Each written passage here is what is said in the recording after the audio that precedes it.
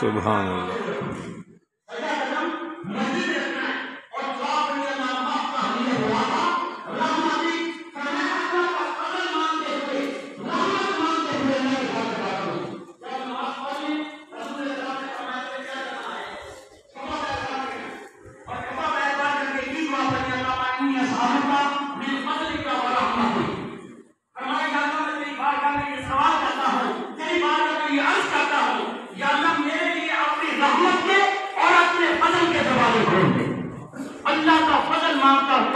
اللہ کی رحمتیں مانگتا ہوا، اللہ کا شکر ادا کرتا ہوا اللہ کے گھر سے نکلے کہ اللہ نے اس بندے کو اپنے گھر میں آنے کی توفیق بخشی. تو ہم اللہ کا شکر ادا کرتے ہیں کہ اس گئے گزرے دور میں ہم اللہ تبارک و تعالیٰ کے گھر میں نماز جمعہ کے لیے آئے بیٹھے ہیں. اللہ فرماتا ہے قرآن پاک میں کہ جو نماز جمعہ کے لیے آتا ہے اسی میں اس بندے کا بھلا ہے کہ وہ اپنے کام کو چھوڑ کر، اپنی مصروفیت کو چھوڑ کر میرے ذکر کے لیے جب آتا ہے، دوڑتا ہوا آتا ہے اور میرا ذکر سنتا ہے، میرے نبی کا ذکر سنتا ہے، میرے رسولوں کا ذکر سنتا ہے، نیک بندوں کا ذکر سنتا ہے. تمہاری بھلائی اسی میں ہے. اللہ فرماتے ہیں اسی میں تمہاری بھلائی ہے کہ اذان سنتے مسجد میں آ جاؤ. تو ہم مسجد میں کس وقت آتے ہیں؟ جب جمعے کی دوسری اذان ہوتی ہے. دیا قلبی تھا نا، نبی پاک علیہ السلام کا دور تھا، تو اس نے کیا کرنا، جب جمعے کا وقت ہوتا نا، جب حضور علیہ السلام منبر شریف پہ بیٹھ جاتے، سامان خرید و فروخت کا لے کے آ جاتا اور کہتا کہ لوگوں لے لو سبزیاں دال، خرید و فروخت کا سامان لے لو. اس وقت آقا علیہ السلام منبر شریف پہ بیٹھ کے جمعے کا خطبہ ارشاد فرماتے، وہ جمعہ بازار لگا دیا کرتا تھا. تو اللہ تبارک و تعالیٰ کو یہ گوارا نہ ہوا کہ میرا محبوب منبر شریف پہ بیٹھا ہے اور بعض لوگوں کو نصیحت کرتا ہے، لوگ حضور کی بات کو چھوڑ کر خرید و فروخت میں لگ گئے.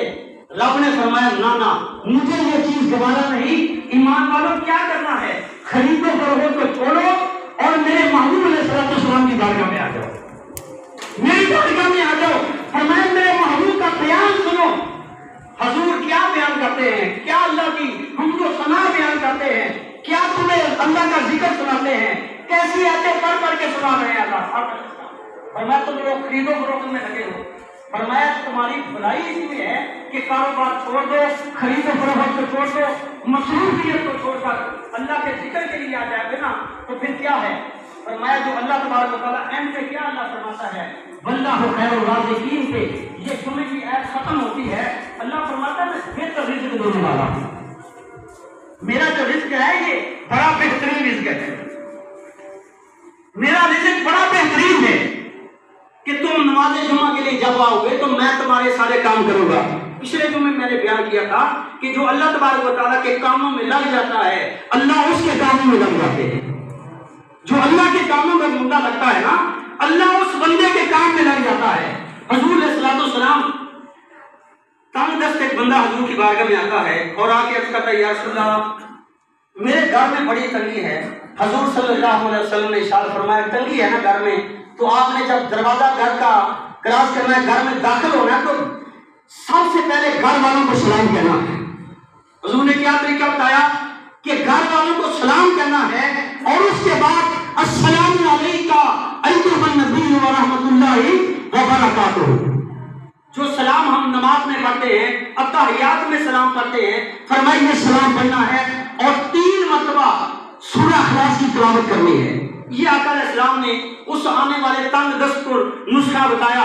فرمایا پہلے گھر والوں کو سلام اور پھر مجھے سلام کرنا ہے اور 3 مرتبہ سورہ اخلاص پڑھنی ہے. اللہ تیری ساری تنگیاں دور کر دے گا.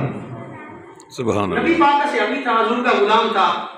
جب اس نے یہ عمل کرنا شروع کیا، گھر والوں کو سلام اور پھر کیا کیا، حضور کی بارگاہ میں سلام کرتا ہے، پھر 3 مرتبہ قرآن شریف پڑھتا ہے. کچھ دیر بعد حضور کی بارگاہ میں حاضر ہوا. حضور علیہ السلام نے فرمایا سناؤ گھر کے حالات کیسے ہیں؟ عرض کرتا ہے یا رسول اللہ مالا مال ہو گیا. جب سے میں نے یہ وظیفہ کیا ہے گھر